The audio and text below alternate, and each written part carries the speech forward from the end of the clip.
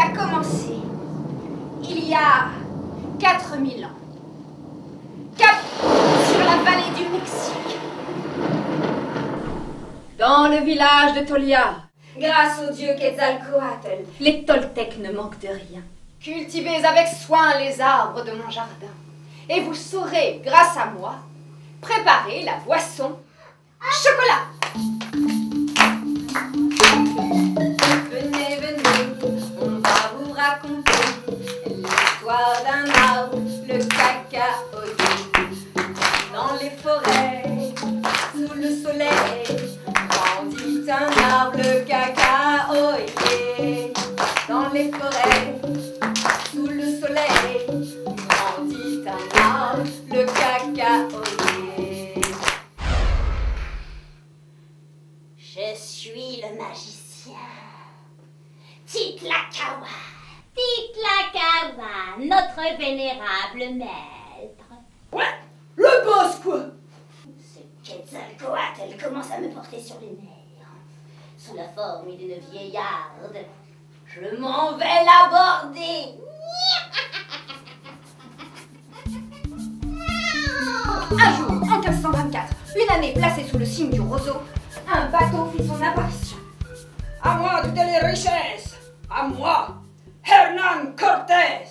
Donc Hernán Cortés fait envoyer au roi d'Espagne, Carlos V, des produits inconnus en Europe. Pommes de terre, piment, tabac et une première cargaison de cacao. Qu'est-ce que c'est que ce truc? Goûtez ce qui sera bientôt votre boisson favorite. Merci, la mère. Nous changerons un peu la recette. Hein. Le cacao avait traversé les mers. Il arrivait maintenant en Europe.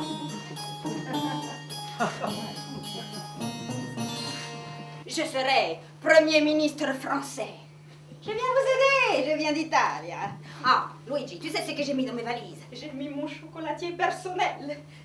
Pietro, il prépare il chocolaté comme un dio.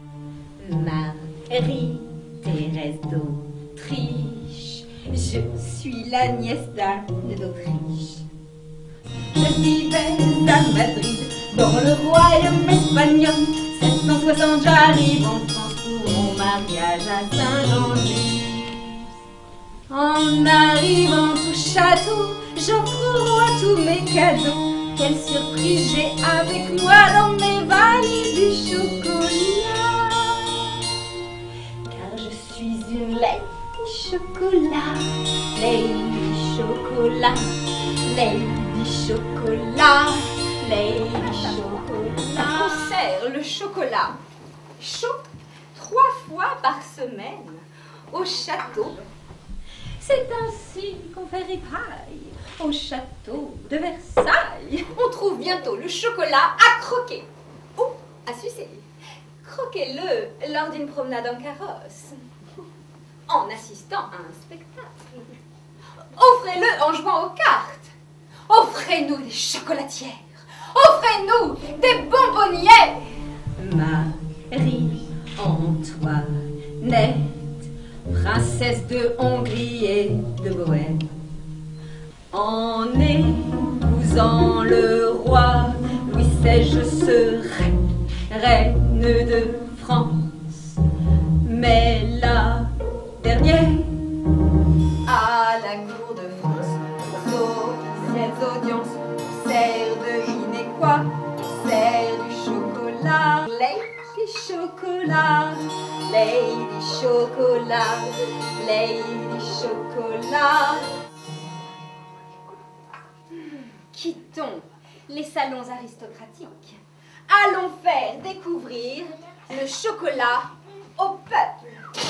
Les taxes qui faisaient de cette fève un produit de luxe sont enlevées par Napoléon III. Le chocolat est beaucoup moins cher, à la portée de tous, irrésistiblement accessible. Tout le monde veut du chocolat. Il nous faut plus de machines, plus de chocolat. Les années 1800, les grandes inventions. En Hollande, Monsieur Caspar van Houten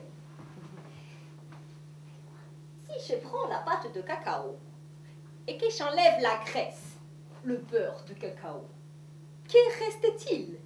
Un chocolat très dur.